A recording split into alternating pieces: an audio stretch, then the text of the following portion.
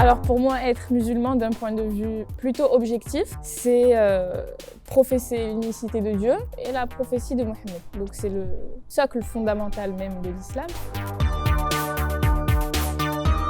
En fait, je pense que le message de l'islam, on peut le retrouver dans toutes les religions monothéistes, à savoir la religion juive et la religion chrétienne. Mais je pense qu'il a été perfectionné ou que, en fait, on l'a découvert à son état le plus propre, genre à son état le plus net, le plus précis, avec l'arrivée de l'islam.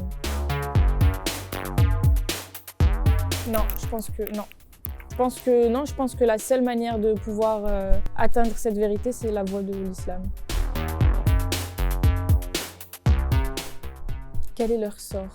En fait, si on se base sur ce qui a écrit le Coran, le sort des gens qui ne sont pas musulmans, après j'ai pas envie de m'avancer, peut-être que je comprends mal ce que je lis, mais le sort des gens qui sont pas musulmans, c'est pas le paradis.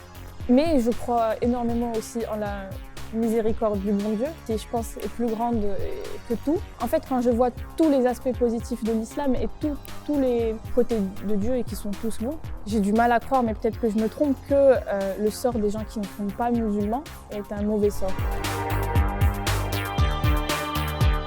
Blanc.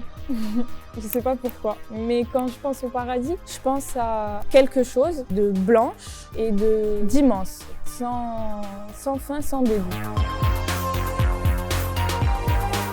Dieu est sans égal, sans associé. Il est l'unique, le seul.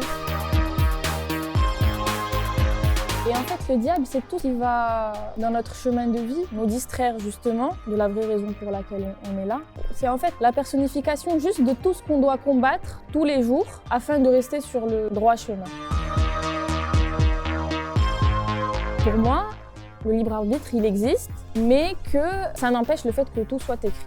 Mais il y a une autre partie de moi qui pense qu'en fait non, il n'y a pas de libre arbitre et que tout est écrit dans le moindre détail et que en fait on doit juste remercier le bon Dieu si on est musulman d'être déjà musulman et en fait juste vivre notre vie et se dire qu'on n'a aucun contrôle sur ce qu'on est en train de vivre parce que dans tous les cas tout est écrit et qu'on n'a pas notre mot à dire dans la mesure où on n'a aucune décision, on est libre de la prendre ou pas. Je suis mitigée entre les deux écoles de pensée.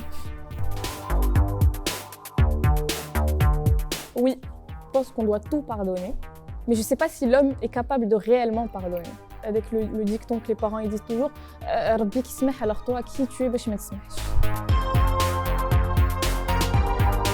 Oui, c'est peut-être mon côté qui croit à un monde utopique qui croit ça, mais je pense que oui. Je pense que le bon Dieu, il va tous nous pardonner. En fait, je pense qu'il va nous pardonner tout ce qui relève de notre propre personne, c'est-à-dire tous les péchés qui ne concernent que nous.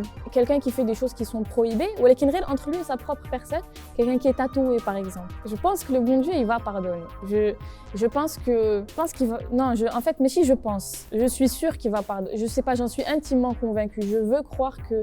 En fait, le message de l'islam, il est tellement beau, il est tellement grand que j'arriverai pas à croire que le bon Dieu, il va pas tout nous pardonner.